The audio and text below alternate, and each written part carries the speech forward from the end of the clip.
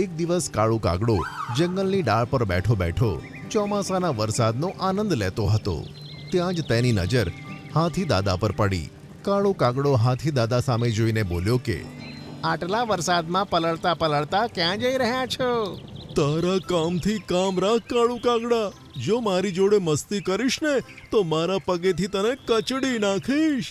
હાથી દાદાની વાત સાંભળી કાળો કાગડો હસતા બોલ્યો કે, હાથી દાદા, તમે તો જમીન પર ચાલવાવાળા જાનવરોને જ કચડી શકો છો. આકાશમાં ઉડવાવાળા જાનવરોને નહીં. હું તો ખાલી પૂછી રહ્યો હતો. મારી પાસે તારી જોડે ચર્ચા કરવાનો સમય નથી. મહારાજ એના મિત્રને મળવા ગયા છે. મારે તરત તેમને મળવા જવાનું છે, કારણ કે હું મહારાજનો સલાહકાર છું. તો પછી તમારે અહીંયાથી ના જવું જોઈએ દાદા. વરસાદ પડવાથી આગળની જમીનમાં કીચડ થઈ ગયું છે. તમારે પાછળથી જવું જોઈએ.